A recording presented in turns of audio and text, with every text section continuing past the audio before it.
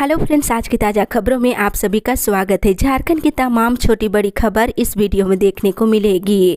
सबसे पहले बड़ी खबर, खाने की थाली हुई 20 रुपये महंगी, चाय कचौड़ी समोसे का भी बढ़ा दाम। एक बड़ी खबर की महंगाई लगातार बढ़ रही है। लॉकडाउन के पहले 25 मार्च 2020 तक रसोई गैस छोड़ करके बाद बाकी के दाम कंट्रोल में थे, लेकिन बता दें इधर अनलॉक होते ही डीजल पेट्रोल रसोई गैस के दाम बढ़ गए हैं। वहीं रसोई एलपीजी सिलेंडर के दाम अब फिर से 50 रुपये बढ़ा दिया गया है। वहीं साधारण होटल में खाने की थाली 40 रुपये से बढ़ाकर 60 रुपये हो गई है। वहीं 6 रुपये में मिलने वाला चाय कचौड़ी समोसा आलू चॉप अब 8 रुपये हो गई है और कुछ स्थानों पर इनकी रेट जो है 10 रुपये कर दी गई है। वहीं किराना सामग्री के दाम भी आसमान छू रहे हैं। रांची में भी अभी रिफाइन की कीमत प्रति लीटर 185 रुपये बिक रही है। वहीं सरसों की तेल की बात करें तो प्रति लीटर यानी कि प्रति किलो 190 रुपये हो गई है। इसी के साथ ही अगली बड़ी खबर, 13 भाषाओं में होगी विश्वविद्यालय संयुक्त प्रवेश परीक्षा। इधर झारखंड सहित देश के सभी केंद्रीय विश्वविद्यालयों में इस शैक्षणिक सत्र से कॉमन एडमिशन टेस्ट के माध्यम से एडमिशन लिया जाएगा। इसे विश्वविद्यालय संयुक्त प्रवेश परीक्षा का नाम दिया गया है। इस साल ये परीक्षा 13 विभिन्न भाषाओं में ली जाएगी और इससे संबंधित जानकारी वेबसाइट पर जल्द जारी होने की संभावना है। वहीं आवेदन की प्रक्रिया अप्रैल से शुरू होने की पूरी उम्मीद है। इसी के साथ ही अगली बड़ी खबर, 3 साल सेवा दे चुके शिक्षकों का होगा तबादला। इधर झारखंड विधानसभा में मंगलवार को झामुमो विधायक मथुरा महतो ने ध्यान आकर्षण प्रस्ताव में शिक्षकों के अंतर जिला तबादला का मामला उठाया। इस पर शिक्षा मंत्री ने कहा है कि शिक्षकों के अंतर जिला तबादले के लिए नियमावली बन रही है और मामले में क्रमिक और वित्त विभाग की सहमति सरकार को मिल गई है और फाइनल अभी विधि विभाग के पास है। वहां से फाइल आते ही शिक्षकों की तबादले की जाएगी। इसी के साथ ही अगली बड़ी खबर, खतियान आधारित स्थानीय नीति बनाने की मांग। इधर झारखंडी सूचना अधिकार मंच के अध्यक्ष विजय शंकर नायक ने कहा है कि मुख्यमंत्री झारखंडी समाज की भावनाओं को देखते हुए विधानसभा बजट सत्र की समाप्ति के आखिरी दिन खतियान आधारित स्थानीय नीति और नियोजन नीति की घोषणा कर झारखंडी समाज की भावनाओं को सम्मान कर उन्हें तोहफा देने की मांग किए हैं।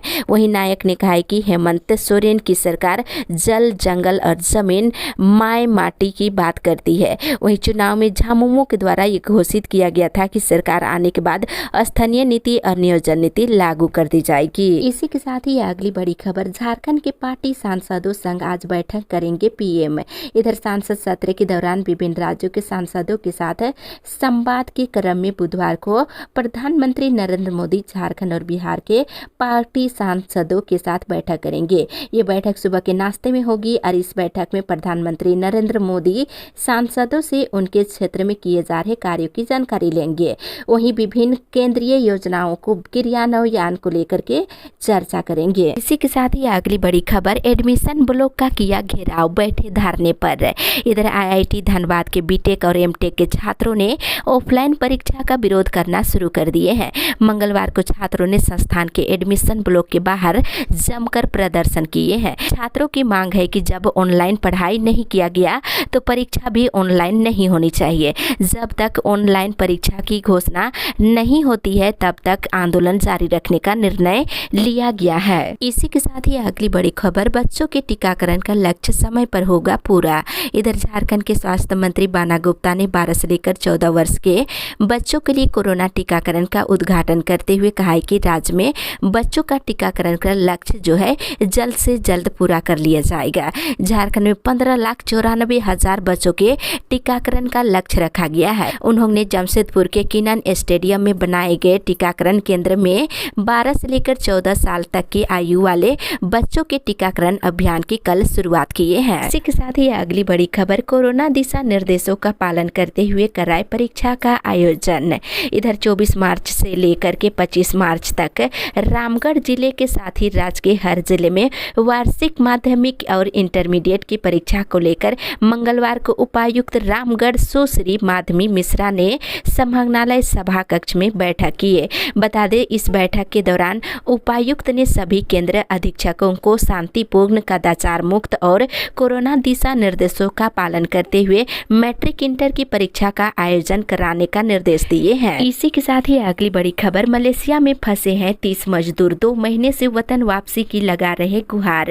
इधर बोकारो, गिरिडीह और हजारीबाग जिले के 30 मजदूर मलेशिया की राजधानी कुआलालंपुर के बेटोंग में फंसे हुए हैं। मजदूरों ने 11 फरवरी को ही राज्य और केंद्र सरकार से वतन वापसी की गुहार लगाई थी, लेकिन आज तक वे लौट नहीं सके हैं। एक बार फिर प्रवासी मजदूरों ने सोशल मीडिया के माध्यम से सरकार का ध्यान आकर्षित कराया है और जल्द वतन वापसी की मांग कर रहे हैं। इसी के साथ ही अगली बड़ी खबर, जल, जंगल और जमीन की हो रही लूट।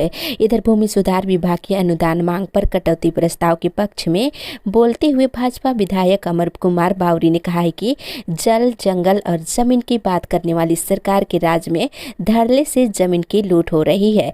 वहीं राज्य में म्यूटेशन में खेल चल रहा है, सरकारी प्लॉट का अतिक्रमण हो रहा है।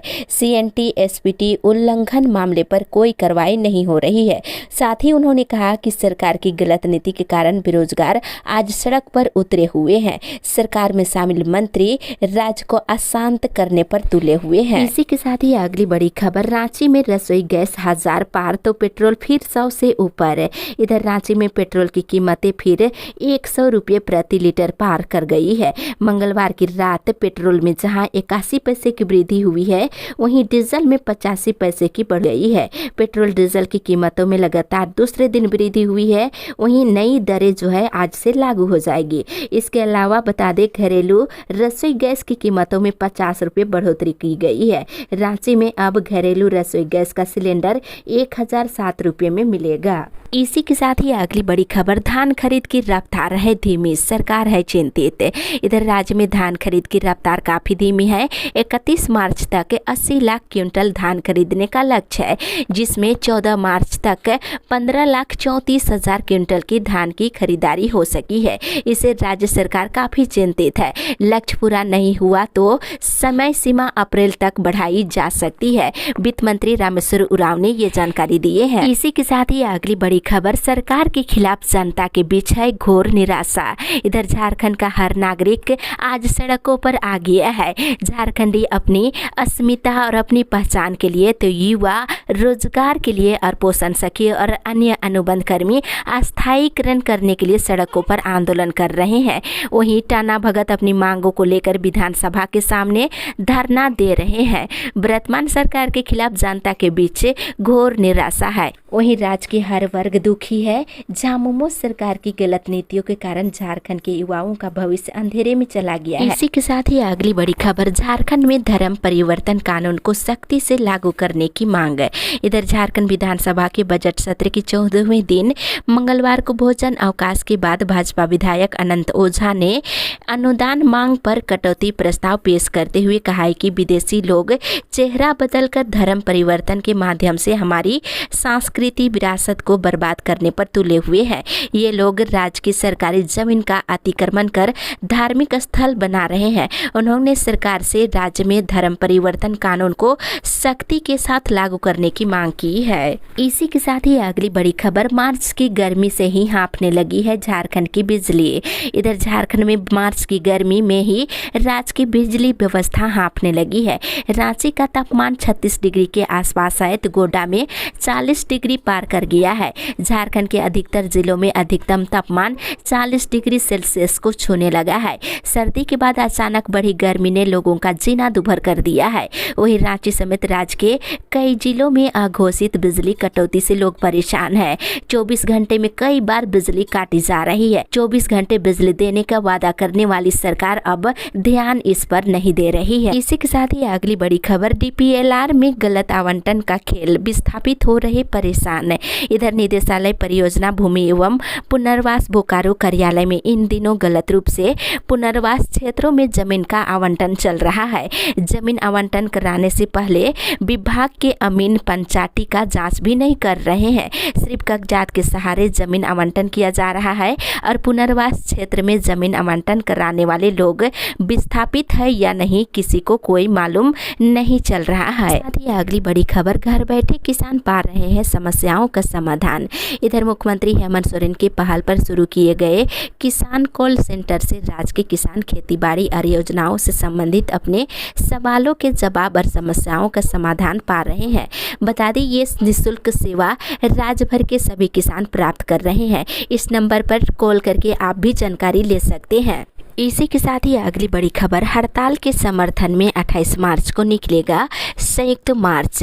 इधर केंद्र सरकार की मजदूर कर्मचारी विरोध नीतियों के खिलाफ ट्रेड यूनियनों और कर्मचारियों के साथ ही मजदूरों के फेडरेशनों के द्वारा 28-29 मार्च को आयोजित 2 दिवसीय हड़ताल की तैयारी को लेकर सिंटू एक्ट और निर्माण मजदूर यूनियन की कल संयुक्त बैठक हुई। बैठक में सभी की सहमति से तय हुआ है कि 2 दिवसीय हड़ताल के समर्थन में 27 को मशाल जुलूस और 28 को मोर्चा के झुमरी तलैया में ट्रेड यूनियनों और तमाम मजदूर के द्वारा संयुक्त रूप से मार्च निकाला जाएगा और हड़ताल की जाएगी। इसी के साथ ही अगली बड़ी खबर, जनास्था का राज्य सरकार करे सम्मान, रामनवमी और सरहुल पर जुलूस निकालने की अनुमति की मांग।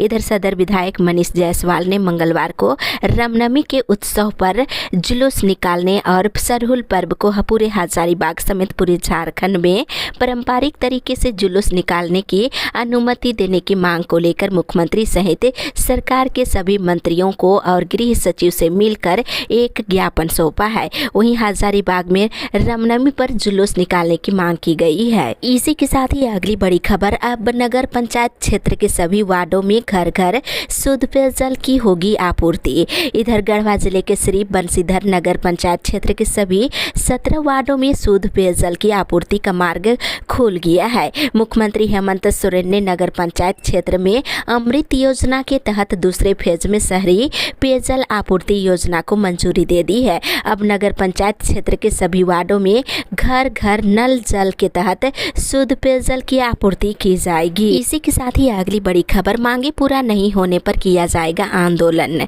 इधर लोहरदगा जिला जल सहिया संघ की कल बैठक हुई। बैठक में आगामी 20 अप्रैल को रांची मोराबादी मैदान में एकत्रित होकर जुलूस निकालकर अपनी विभिन्न मांगों को लेकर मुख्यमंत्री आवास का घेराव करने का निर्णय लिया गया है। इसमें राज्य के सभी जल सहियाओं की लंबित सभी मांगों पर ध्यान आकर्षित कराया जाएगा। वहीं दूसरी ओर आज निकलेगी प्रभात फेरी। इधर मेदिनीनगर शहीदे आजम भगत सिंह और राजगुरु और सुखदेव सिंह स्मृति में शहादत समारोह समिति पलामू के द्वारा आज प्रभात फेरी का आयोजन किया गया है। इसके साथ ही इधर धनबाद के सिटी एसपी ने की छापामारी, कोयला लदे ट्रकों को किया जब्त। इधर धनबाद के सिटी एसपी राजकुमार ने सोमवार की देर रात छापामारी कर सिंदरी अनुमंडल के 2 थाना क्षेत्रों में कोयला लदे 17 ट्रकों को पकड़ने के साथ ही 3 लोगों को भी गिरफ्तार किया है। जब्त ट्रक को संबंधित थाने को सौंप दिया गया है और पुलिस मामला दर्ज कराने की प्रक्रिया में लगी हुई है, जिससे तस्करों में हड़कंप मचा हुआ है।